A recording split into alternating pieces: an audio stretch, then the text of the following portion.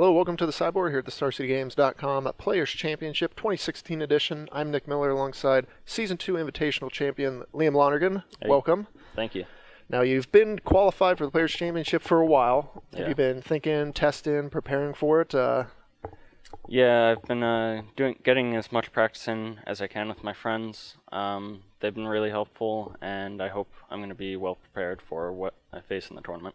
Okay, what is it kind of like your testing process? Do you have a group of friends or a team, or, have you guys got spreadsheets and looked at all the players or anything? Yeah, we all go over what we think is best in each of the respective formats, and then after deciding like which matchups beat the other matchups, or which deck beats another deck, we'll eventually make a decision on what I can play best and make sure it's a deck that's going to do well in the metagame. Okay, well, one deck that did very well for you was your Modern Elves deck. The story was pretty great. You won an IQ with the deck. Yeah. Then you just crushed the Invitational. You didn't lose a match of Modern with the deck. And we're deck teching that deck this weekend because I think when people thought of you, the one thing they knew was that you were probably going to be playing Elves. Yeah, certainly. But in Modern, a lot of people kind of think they know what people are playing anyway and just kind of like, well, I'm just going to play the deck better than what people can do.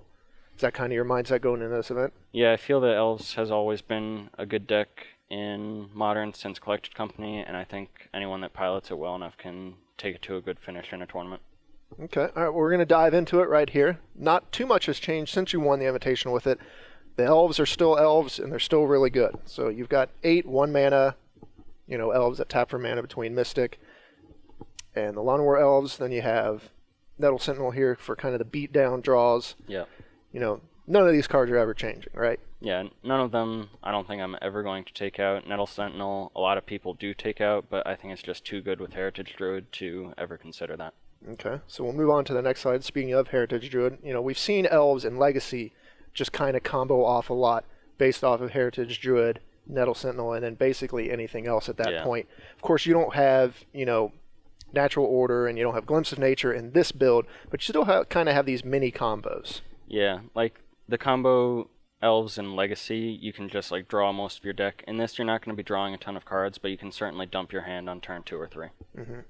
Then you got Elvish Visionary to kind of help you refill. Then Dwynen's Elite, which of course your token now accompanies this card whenever you play it, I have to imagine, which is pretty great. Yeah, it's been a lot of fun getting to use my own token. That's like the best part of winning the Invitational, I think. Okay, and that's just kind of a stock 4 of in this deck? Yeah, it's I used to only run like 2 copies of it, and I think it's just like really good in the grindy matchups, but it's also just good for explosiveness with Heritage Druid. Sure. So I think it's just an automatic 4 of. All right. Now you got the added value of having your token come along with it, so you just basically have to play 4. Certainly. Okay, and then this is kind of where the deck really gets going. Of course, you have Quarter Calling and Collected Company later on, but these 2 Elves right here are what make the deck kind of give the ability to just run over people. Yeah, they're both cards that they're kind of like kill on sight for other decks. If they don't get removed, they're often just going to take over the game and bring me a victory within the next turn or 2 of landing them.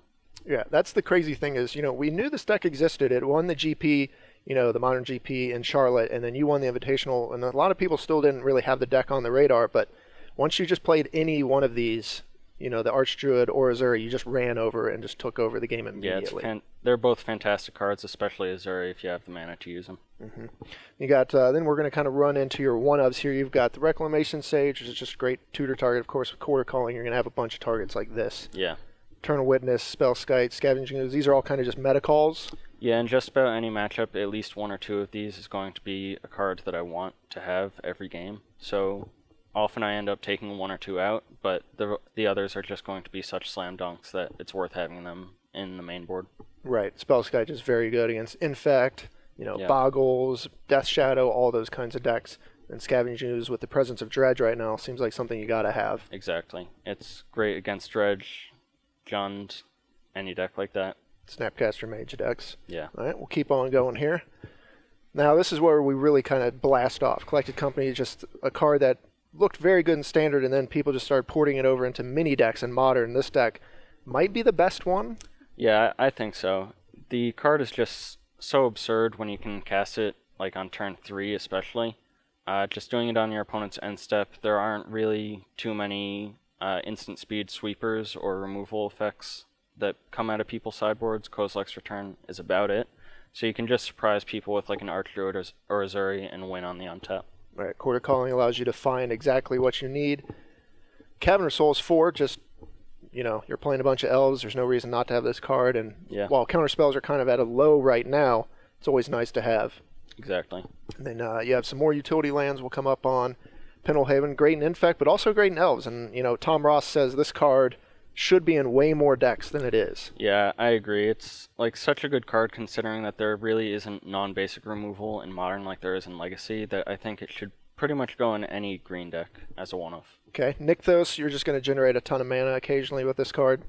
Yeah, it's a great help for producing the mana that I need for Azuri. Sometimes you just don't have the Archdruid. And then Razorridge Thicket, it's just a forest most of the time, but your sideboard has a lot of white cards. Exactly. Which we'll get to here in a minute. And then splashing white as well, but also just giving you more card draw. Horizon Canopy, a great card in Modern. Yeah, it's really helpful when you're just trying to grind through the opponent's sweepers and removal. Great against decks like Jund or Tron. Bunch of force, because you're basically mono green, so you just get to kind of ignore a lot of the Blood Moon shenanigans, because you have a bunch of elves and a bunch of green mana. Exactly. Okay, so we'll move on into the sideboard here. Mentioned the white splash. Well, here you go. Path to Exile, basically the best removal. You don't really have any removal in the main deck, so it comes in here, against the super fast decks? Yeah, it's pretty much for decks like Infect or Suicide Zoo, but it can also be like super helpful against decks that try to deploy like a huge threat to roadblock you, like Jund or something like that. Kalidas and things like that. Fracturing Gust, a great just kind of catch-all to whatever, and you're one of the few decks that can actually just cast this card early because of how much mana you have. Yeah, it's a card that not a lot of Affinity players expect. Like, only if they're really experienced, they're going to see it coming. And if they don't have a Ravager, you just gain 20 life, Kitchen Finks, great card here. Just good rate, gains a lot of life, I imagine, for burn. Yep, comes in for burn, occasionally for a matchup like Jund. All right, we'll move on through the rest here. More white cards here. You got your Eidolon, you've got Kataki, Aven Mind Sensor. Yeah, these are kind of just like a trio of cards. Kataki not so much, but the other two are just kind of nets for combo decks. Aven Mind Sensor is good against Tron, it's good against Scapeshift type decks, and Eidolon of Rhetoric just is good for decks like Ad Nauseam or random Jeskai Ascendancy shenanigans. Right. Are those the decks you're kind of fearing with this deck? Because, we saw you play against Dredge in the top 8 of the Invitational, and that matchup wasn't close. So you definitely Goldfish quick enough to beat a lot of the combo decks? Yeah, it's only a few decks. If they can get a turn 3 or turn 4 kill, those are really what you're looking to bring these in for. And just surprising people with getting these off chord can be invaluable. Sure. All right. Next slide, we'll see Burrington Forge Tender, and then one of the few new cards in your deck from the Invitational to now, Selfless Spirit. Yeah, Burrington Forge Tender has been really good for protecting against red sweepers, but sometimes they have Damnation or things like Kozilek's Return, which isn't technically red, so you need a little bit of a boost to help with sweepers like Selfless Spirit, or with Selfless Spirit. Chameleon Colossus, they called the best elf. Yeah. It's fantastic, particularly against Jund, also Grixis if you happen to be facing it. Doesn't usually come in against Abzan like people might think because of Path to Exile. Sure. And I believe that's everything. So, we got one more page. Little Infect hate here with Malira. Yep. Little Revoker action. And then another Lord.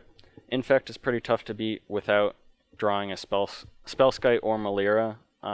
They can usually get like a turn 3 kill. It's pretty common, and I just don't go that fast, so I need something like Malira or Spellskite to slow them down. Okay, talk about the last Lord here, because the Forest Walk is a relevant ability. Yeah, it certainly is. It's for decks like Jund or especially like Abzan combo lists, because they tend to gum up the board just like I do, and it makes it really tough to get through them unless I have an Azuri in play. And this is just one extra answer to try to get through all the stuff that they have on board and get the win. Okay. Well, this deck, you have a ton of experience with this deck, a great record with this deck, and I think, no one else can really think to be on this deck. So how many sideboard slots or how much deck building, decisions can be based off of one person? You're kind of Yeah. just presenting the threat. Can you beat the deck? Exactly. It's a great deck. I think it's going to serve me well. Okay. Anything else about the tournament? Feel excited? How do you feel prepared? Nervous. I feel pretty prepared, but I think I'm going to be able to do well. So. Alrighty. Well, Liam, you earned your spot here. You're now here. 16 people. See if you can take down another tournament. For Liam, Nick Miller here in the sideboard. Stay tuned to StarCityGames.com all weekend long for the action here in Roanoke.